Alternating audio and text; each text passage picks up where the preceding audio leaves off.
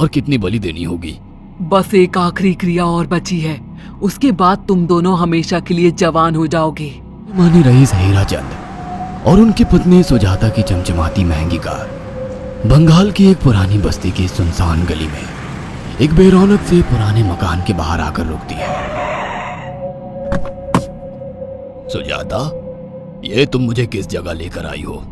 ये तो कोई गरीबों की बस्ती लगती है, यहाँ ऐसा क्या है? हीराचंद के कुछ भी समझ में नहीं आ रहा था कि सुजाता उसे ऐसी अजीब सी जगह क्यों लाई है, जिस मकान में दिन में भी अंधेरा दिख रहा था और धुआं उठ रहा था। आप मेरे साथ अंदर चलिए, सब समझ जाएंगे। यहाँ हमारी हर समस्या का समाधान मिलेगा। सुजाता और हीराचंद आशंकित कदमों से उस मकान में दाखिल होते हैं। तभी उन्हें किसी महिला की बाहरी आवाज सुनाई पड़ती है। चले आओ, चले आओ। हीराचंद ने देखा कि उस मकान के अंदर अंधेरा था। अचानक हीराचंद की निगाह एक कमरे की ओर पड़ी, जिसके अंदर हल्की हल्की सी रोशनी आ रही थी और उस कमरे के अंदर से धुआं उठ रहा था। शायद उस कमरे के अंदर आग जल रही थी। है? ये किसकी आवाज है? यहाँ इतना अंधेरा क्यों है और ये धुआं कैसे उठ रहा है? मेरा तो यहाँ दम घुट रहा है। सुजाता और हीराचंद धीरे धीरे कदमों से उस कमरे के अंदर चले गए। अंदर वाले कमरे में बिखरे बाल वाली एक खूबसूरत सी बूढ़ी औरत सामने जल रही आग में एक मुर्गी की गर्दन काटकर उसका खून गिरा रही थी और मुर्गी का शरीर छटपटा रहा था। ये देखकर सुजाता को उबकाई आने लगी। हीराचंद ने सुजाता की ओर देखकर कहा, तुम ही मुझे यहाँ लेकर आई हो और खुद ही घबरा रही हो। कौन है ये भयानक सी शक्ल वाली औरत और हम यहाँ क्यों आए हैं? अचानक उस औरत ने एक झटके में मुर्गे की गर्दन धड़ से अलग कर दी। ये देखकर सुजाता के मुंह से चीख निकल गई और सेठ हीराचंद भी सहम गया। वो बहुत डरावना नजारा था। ये अघोरा ताई हैं। ये हमें अपनी काली तंत्र विद्या से संतान सुख प्रदान कर सकती हैं, इसलिए मैं आपको यहाँ लेकर आई हूँ।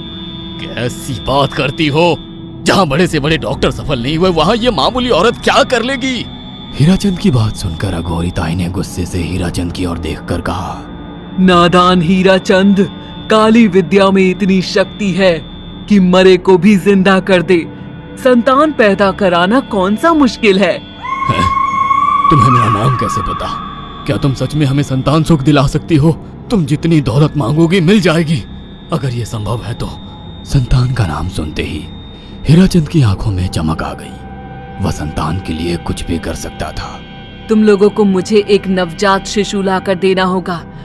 मैं उस शिशु की बलि चढ़ा दूंगी और फिर वही शिशु तुम्हारे घर में फिर से जन्म लेगा। नवजात शिशु की बलि का नाम सुनते ही सुजाता और हरिचंद डर के मारे सिहर गए, पर उनकी आंखों में उनकी संतान का सपना ज्यादा बड़ा था। वो सब करने को तैयार थे। अघोरा ताई, आप जैसा कहेंगे हम वैसा करेंगे, बस हमें संतान सुख दिला दो। बिना वारिस के हमारी दौलत किस काम की? संतान सुख के लिए अंधे हो चुके सुजाता और हरिचंद अपनी नौकरानी शीला से एक नवजात बच्ची चोरी करवा के अघोरी ताई को दे देते हैं।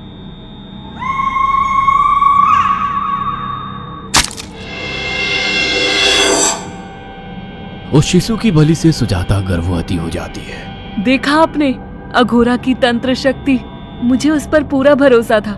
चलो चलकर उन्हें धन्यवाद कहते हैं। हीराचंद और सुजाता अघोरा ताई के पास पहुंचते हैं।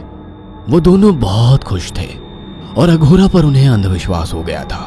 अघोरा ताई, आप महान तंत्रिका है।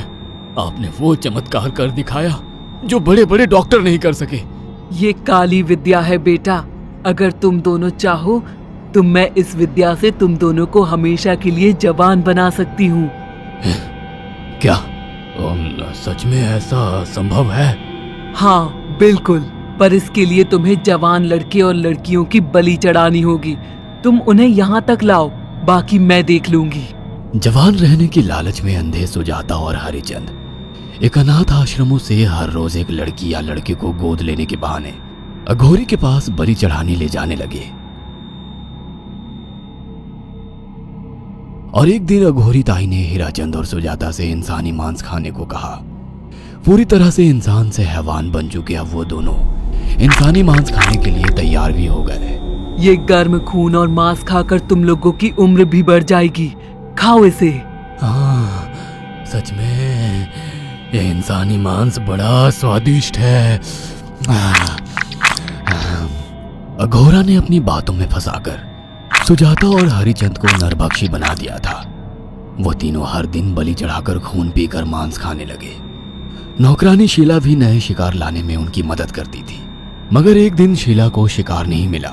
मेम साहब, आज एक भी शिकार हाथ नहीं लगा और मैं बहुत थक गई हूँ और घर जाकर थोड़ा आराम करना चाहती हूँ। कोई बात नहीं शीला, एक छोटा सा काम है, तुम हमारे साथ चलो, लौटते में हम तुम्हें घर छोड़ देंगे। जी मेम साहब। शीला नहीं जानती थी कि शिकार नहीं मिलने से सुजाता और हरिचंद अंदर से बौखला गए थे और उनके दिमाग में एक शैतानी चाल चल रही थी। सुजाता, ये बेहोशी की दवा है। शीला के कार में बैठते ही तुम उसे सुंघा देना। आज हमें इसी की बलि देनी होगी। इसने हमारे यहाँ का बहुत खाना खाया, अब हम लोग इसे खाएंगे। वैसे भी ये आगे चल के हमारे लिए खतरा बन सकती थी। कार में बैठते ही सुजाता शीला को बेहोश कर देती है और वो लोग सीधे अघोरी ताई के यहाँ पहुंच जाते हैं, जहाँ अघोरी ताई शीला की बलि चढ़ा देती है और तीनों मिलकर उसे नोच कर खाते हैं। अघोरी ताई, हमको बलि चढ़ाते हुए पूरा 1 साल हो गया है। हमारा बेटा भी साल भर का हो चुका है। अब और कितनी बलि देनी होगी? बस एक आखिरी क्रिया और बची है, उसके बाद तुम दोनों हमेशा के लिए जवान हो जाओगे। कैसी क्रिया अघोरा ताई? 3 दिन बाद सूर्य ग्रहण है। हमें पास के घने जंगल में एक विशेष क्रिया करनी होगी। उसके बाद तुम लोग कभी बूढ़े नहीं होगे। कितना अच्छा होगा, हम हमेशा जवान रहेंगे और सालों साल तक अपनी दौलत से ऐश करेंगे। हाँ, सच कहा। अघोरा ताई ने हमारे हर सपने पूरे कर दिए। 3 दिन बाद बंगाल के बियाबान जंगल में कोहरे और ओस से भीगे पेड़ों के बीच एक घने बरगद की बेलों पर कटे इंसानी सिर लटक रहे थे, जिसमें से खून टपक रहा था। काले जादू का सामान भी रखा था। कितनी भयानक जगह है ये, हर तरफ कटे हुए सर लटक रहे हैं। थोड़ी देर में सब समझ जाओगे। बैठ जाओ और मेरे साथ ये मंत्र दोहराओ। ओ, अघोरा, ये किन लोगों की कटी हुई गर्दनें हैं? आप यहाँ क्या करने वाली हो?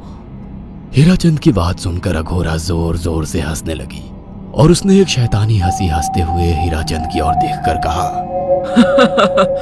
तुम जैसे ही लोगों ने अपनी इच्छाओं को पूरा करने के लिए इन लोगों की बलि चढ़वाई है और फायदा उठाया है। अब तुम दोनों आंखें बंद करके यहाँ बैठ जाओ और मेरे साथ मंत्रों को दोहराते जाओ। अघोरा ने सुजाता और हरिचंद को वशीकरण मंत्र और काले जादू के इस्तेमाल से सम्मोहित कर दिया और देखते ही देखते वो एक भयानक डायन में बदल गई और चीखती हुई बोली, अब मैं तुम दोनों की बलि चढ़ाकर अमर हो जाऊंगी, क्योंकि तुम लोगों ने 100 लोगों की बलि का खून पिया है। देखते ही देखते उस डायन ने फरसे से एक एक करके सुजाता और हरिचंद की गर्दन काटकर जल रही आग में बलि चढ़ा दी और उनका गर्म खून पीने लगी। जब तक तुम जैसे मूर्ख और लालची लोग अपने फायदे के लिए दूसरों को मेरे पास लाते रहेंगे, मैं उनका फायदा उठाकर ऐसे ही उनकी बलि चढ़ाती रहूंगी। दरअसल अघोरा एक डायन थी और अपना स्वार्थ पूरा करने के लिए उसने हीराचंद और सुजाता की लालच का फायदा उठाकर उनकी भी बलि चढ़ा दी। बुरे काम का बुरा ही नतीजा मिलता है।